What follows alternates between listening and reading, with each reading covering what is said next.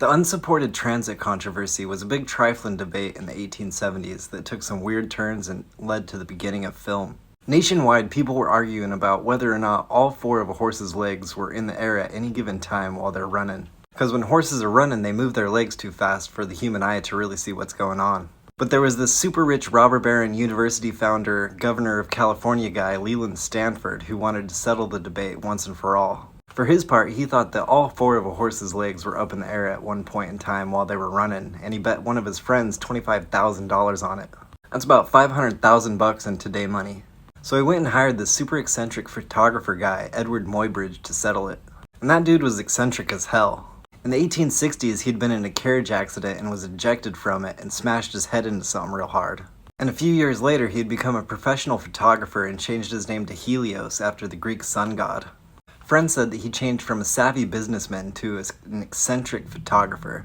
But he took some damn good photographs. He wandered all around doing some photography work, but ended up getting a lot of clout when he went to Yosemite. And that's when he got the attention of Mr. Robber Baron Stanford over here. And after a couple of years of working for Stanford, Helios had developed a mechanical shutter that worked better and faster than any other camera shutters at the time. But while he was at it, Helios got a wife named Flora and had a baby. But old Helios had been pretty much neglecting his family entirely working for Leland. And he found out that Flora was having an affair with a man named Harry.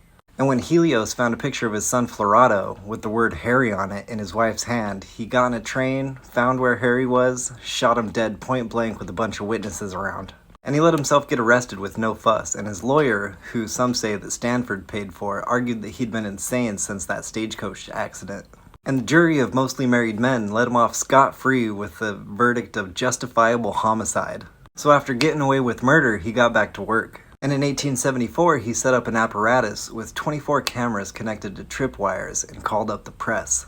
And as the horse ran through the apparatus, it took a series of 24 now famous photographs. He developed the photos on site and showed them to the press, and there were frames where all four of the horse's legs were off the ground. And people everywhere were amazed. It was the first time that photography had shown them things that they couldn't see with their own naked eye. The images were on the cover of Scientific American, and he traveled all over the world being lauded with praise. Eventually, he developed a projector to show all 24 images in succession, and he called it a zoopraxiscope. Zoopraxiscopes were kinda crappy though. And other inventors like this fucking guy, Thomas Edison, took over the film game from there and improved it. And that settling of a horse bet ultimately begat the beginning of film. Thanks for watching. We're still raising funds to help try to save Amir and his family. And if you got a few dollars and a couple minutes and a will to help, I'd appreciate it. Thank you.